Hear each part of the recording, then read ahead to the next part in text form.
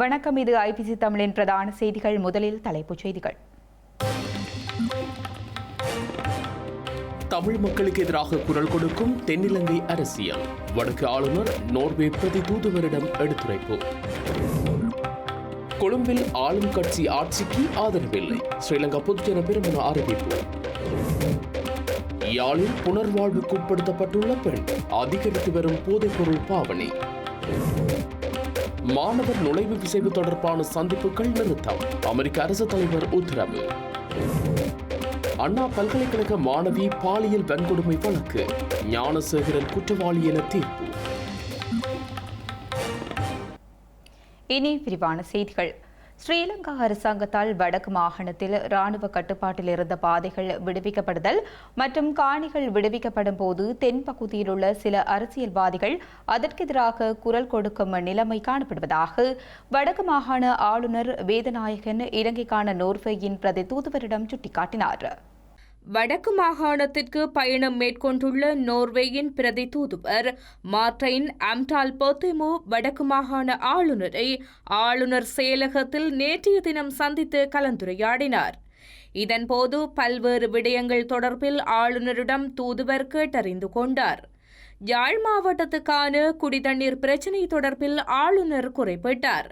கடல் நீரை சுத்திகரிக்கும் செயல் திட்டத்தின் ஊடாக குடிதண்ணீர் வழங்கல் செயல் திட்டம் முன்னெடுக்கப்பட்டாலும் அதற்கான செலவு அதிகம் என்பதை சுட்டிக்காட்டிய ஆளுநர் மாற்றுத் திட்டங்கள் தொடர்பில் கூடுதலான கவனம் செலுத்தப்பட்டு வருகின்றது என்பதையும் தெரிவித்தார். சுற்றுலாத்துறை அபிவிருத்தி யாழ்ப்பாணத்தில் முக்கியமானதாக மாறிவரும் நிலையில் கழிவுநீர் சுத்திகரிப்பு பொறிமுறை இல்லை என்றும் இதன் காரணமாக பல சவால்களை எதிர்கொள்வதாகவும் ஆளுநர் குறிப்பிட்டார். மேலும் விவசாயம் மற்றும் மீன்பிடி ஆகிய 2 துறைகளினதும் உற்பத்தி பொருட்கள் அப்படியே ஏற்றுமதி செய்யப்படுகின்றன என்றும் அவற்றை முடிவுப் பொருட்களாக்கி ஏற்றுமதி செய்யப்பட வேண்டியதன் அவசியத்தையும் ஆளுநர் இங்கு வலியுறுத்தினார். கோட்டாபய ராஜபக்ஷ அரசாங்கத்தில் இடம்பெற்ற வெள்ளை சீனி மோசடியை போன்று தற்போது உப்பு மோசடி இடம்பெறுகின்றது என ஐக்கிய மக்கள் சக்தியின் நாடாளுமன்ற உறுப்பினர் முஜிபுர் ரஹ்மான் தெரிவித்துள்ளார். 24 ரூபாவிற்கு இறக்குமதி செய்யப்படும் 1 கிலோ உப்புக்கு 40 ரூபாய் வரி அறவிடப்படுவதாகவும் அத்தியாவசிய உணவுப் பொருட்களுக்கு வட் வரியை நீக்குவதாக கூறிய அரசாங்கமே தற்போது இவ்வாறானதொரு மோசடியில் ஈடுபட்டுள்ளதாகவும் அவர் குற்றம் சுமத்தியுள்ளார். மழை காரணமாக உப்பு உற்பத்தி பாதிக்கப்பட்டுள்ளதாக கூறப்படுவது பொய்யாகும். இதற்கு முன்னர் இருந்த ஆட்சியில் மழை பெய்யவில்லையா?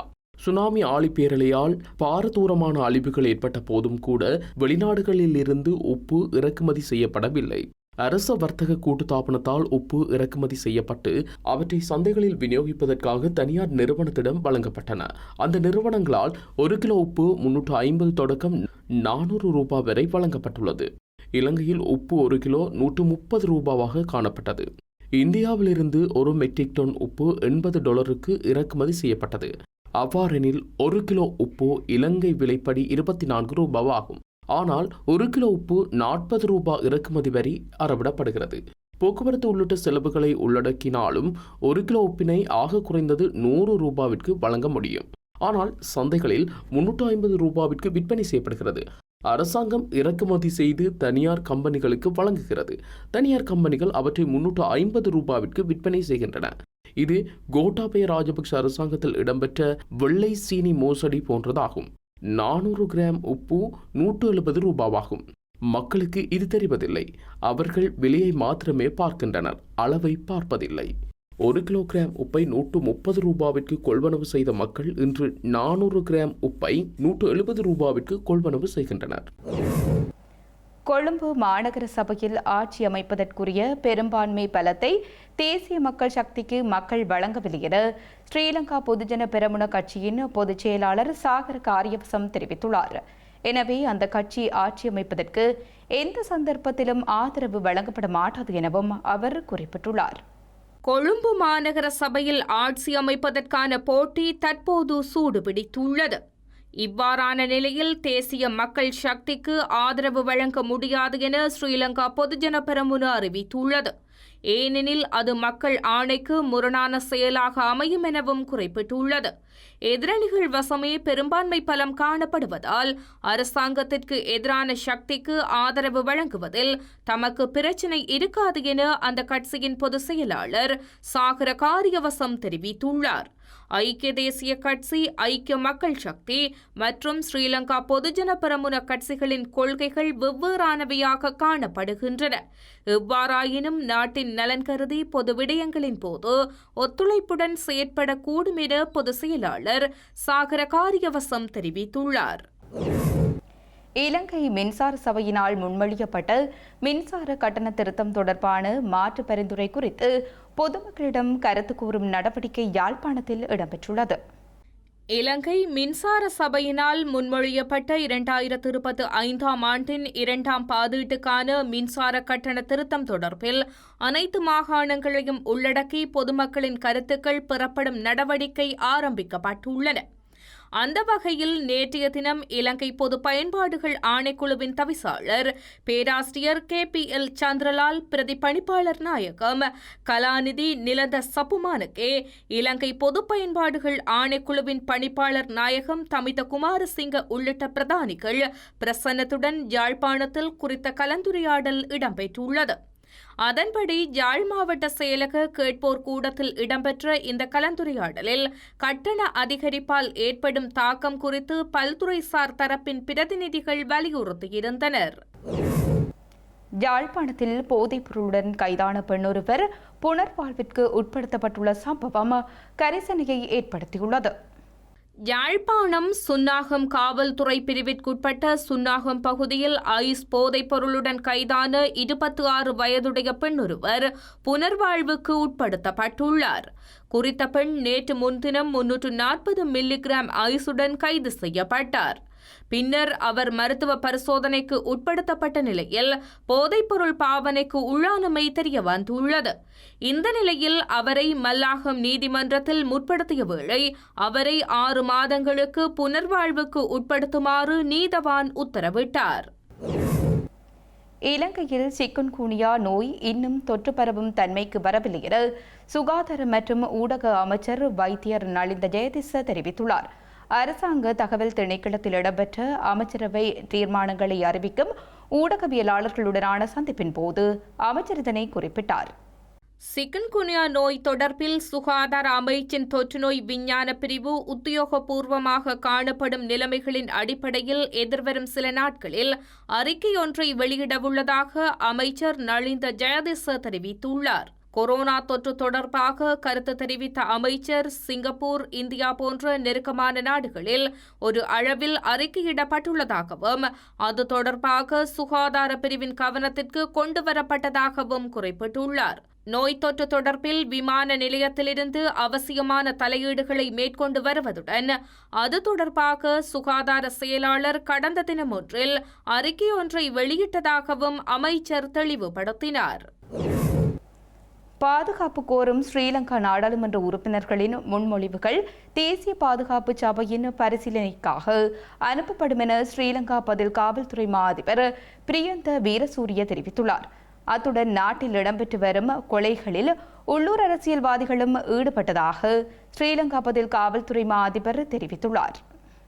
ஆபத்து மதிப்பீடுகள் மேற்கொள்ளப்பட்ட நாடாளுமன்ற உறுப்பினர்களுக்கான பாதுகாப்பு ஏற்பாடுகள் ஏற்கனவே முன்னெடுக்கப்பட்டுள்ளதாக ஸ்ரீலங்கா பதில் காவல்துறை மா அதிபர் பிரியந்த வீரசூரிய தெரிவித்துள்ளார்.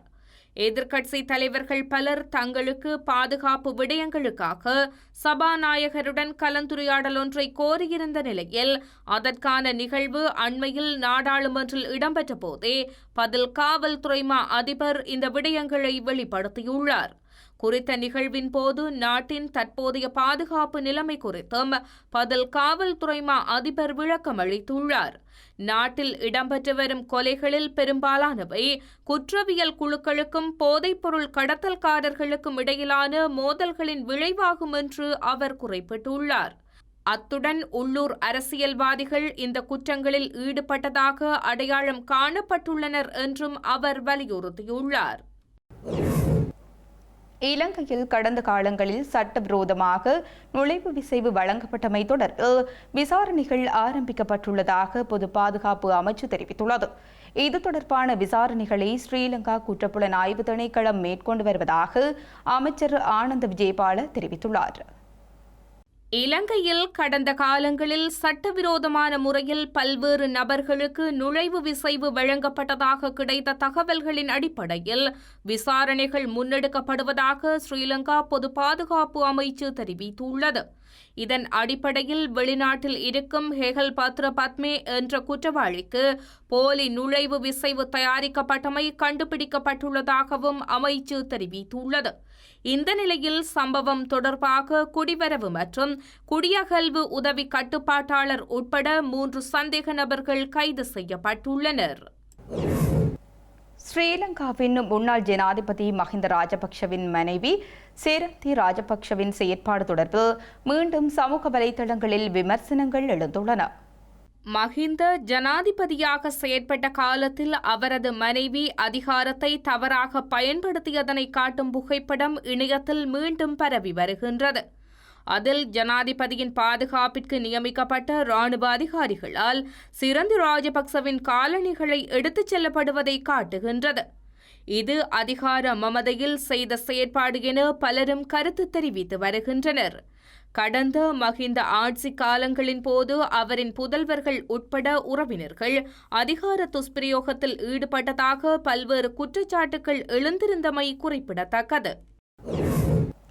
மாணவர் நுழைவு விசைவு தொடர்பான சந்திப்புகளை நிறுத்துமாறு டொனால்ட் ட்ரம்பின் நிர்வாகம் அமெரிக்க தூதரகங்கள் மற்றும் ராஜதந்திர அலுவலகங்களுக்கு உத்தரவிடப்பட்டுள்ளது. மாணவர் நுழைவு விசாவிற்கு விண்ணப்பித்த மாணவர்களின் சமூக ஊடக பதிவுகளை சரிபார்க்கும் வகையில் இந்த உத்தரவு வழங்கப்பட்டுள்ளது. அமெரிக்காவின் முன்னணி பல்கலைக்கழகமான ஹார்வர்டுக்கு வெளிநாட்டு மாணவர்களை இணைப்பதை டொனால்ட் ட்ரம்பின் நிர்வாகம் தடை செய்திருந்தது. இந்த நிலையில் ராஜதந்திர பதவிகளில் உள்ளவர்களுக்கு அனுப்பப்பட்ட ஒரு குறிப்பின் நகலில் மேலும் வழிகாட்டுதல் வழங்கப்படும் வரை மாணவர் நுழைவு விசைவு தொடர்பான சந்திப்புகளை இடைநிறுத்துமாறு வெளியுறவுத்துறை செயலாளர் மார்க்கோ ரூபியோ அறிவுறுத்தியுள்ளார். இது தூதரகங்கள் மற்றும் ராஜதந்திர அலுவலகங்களில் குறிப்பிடத்தக்க தாக்கங்களை ஏற்படுத்தும் என சுட்டிக்காட்டப்பட்டுள்ளது.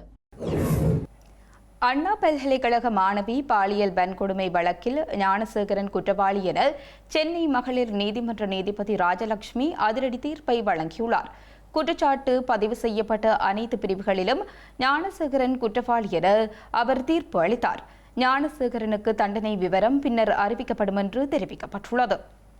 ஞானசேகரன் தொடர் குற்றவாளி, அவருக்கு கருணை காட்டக்கூடாது என்று அரச தரப்பில் கோரிக்கை விடுக்கப்பட்டது. அம்மாவையும் சகோதரியையும் பார்த்து கொள்ள வேண்டுமெனவும் குறைந்தபட்ச தண்டனை வழங்க வேண்டுமெனவும் ஞானசேகரன் தரப்பில் கோரிக்கை விடுக்கப்பட்டுள்ளது. முடக்கப்பட்ட வங்கிக் கணக்குகளை விடுவிக்க வேண்டுமென்று ஞானசேகரன் தரப்பில் கோரப்பட்டுள்ளது.